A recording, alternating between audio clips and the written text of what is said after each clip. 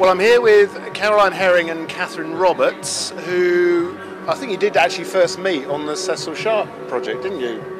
Which was nearly 2 years ago now. The actual Songhouse part of it, wasn't it? A year and a half, yeah. Which again was one of these projects thought up by Shrewsbury Folk Festival to bring artists together in a creative environment, which I think must have been quite scary. I don't know what it was, being put together for a week, wasn't it? 7 days, with a particular remit of coming up with songs around Cecil Sharp and his life and the time in the Appalachians, wasn't it, that you spent? But you got on together well, and you carried on to do some bits and pieces since. So it'd just be nice to know what your take on that whole experience was, really, of the actual Songhouse project.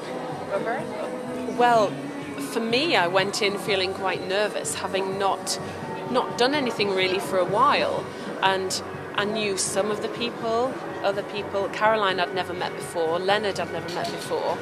Other people I vaguely knew, but not very much. So I went in feeling very nervous, wondering what could I bring to the party here, and what could I do? And actually, from the very first second of walking in, it felt so comfortable and so I felt so able to say, is this an idea that would work? Do you want to try this? Maybe this is all right. And I didn't feel as though anyone was going to turn around and say, haha, that's rubbish.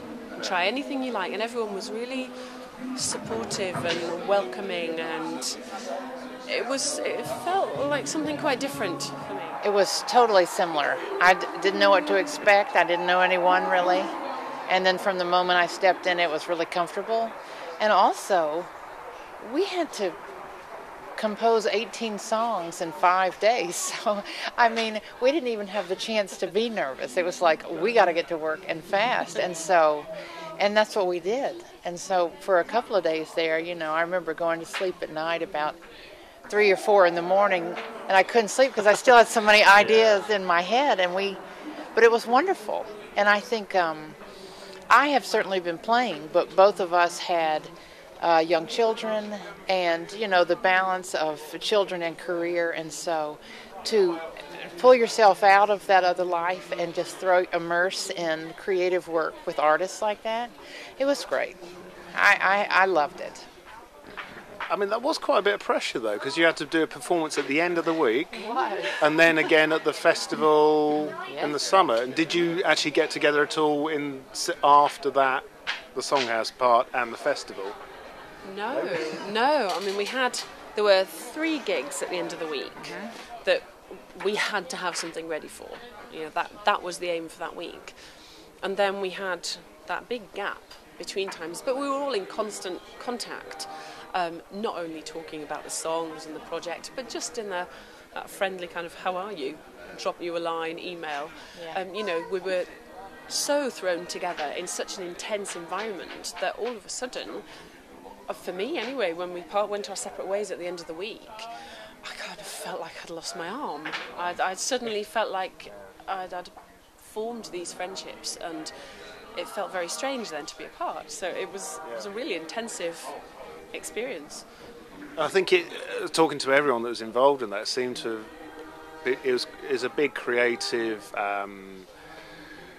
incentive to the whole thing, but it also seems to inform what people have done since. I mean, you've had a recent album out, and a lot of the people have been involved on that, haven't they? Yes, on my latest album, Camilla, you sing on 3 songs, I think. Jackie Oates sings.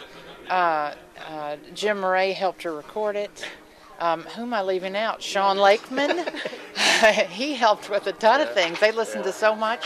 And then Leonard played, and of course I put Black Mountain Lullaby on it, which we wrote. Yeah. And so, I mean, speaking, on my behalf, it informed my work tremendously. Yeah. And it's an unusual thing to do, isn't it? You wouldn't consciously think, yes, let's get together and go away for a week and write some songs with a complete stranger. No, never crossed my mind. It's not something that I think I would have had the confidence to do either, especially going into an environment with known songwriters with a track record of writing. I mean, you're a songwriter, Steve's a songwriter, all these songwriters. I'm not really a songwriter. Though she really is. But that did it for me. That really helped me understand that actually maybe I could have a go, and just watching the way the people worked, that did me an awful lot good. It gave me the confidence to try it a little bit and not feel too shy, and to be able to go to anyone else in the house and go, I've got this idea, there's only 4 lines, do you think you can take it somewhere? That actually moved me on in an artistic way. It was really good for me. Do you think you would have been able to do the new album with Sean if you hadn't have done that? It might have taken longer to actually get going, I think, because coming back from that had got me fired up creatively and wanting to do something again. And then, having the confidence to finish up this half-started bunch of songs, I just thought, okay, I should get on and do this now. I'm in the mood, I'm in the right zone. Let's get on with it. So I think it definitely hastened it. So what material will you be doing this evening as a duo? What are the plans for the set? Well, we are doing a couple of songs each from our new albums, and some lovely English folk songs / horror ballad songs. And and more surprises, and little blues, little Mississippi Delta blues, some good stories, We've got some drinking nice songs. Is it good coming back to Shrewsbury after doing it here last year?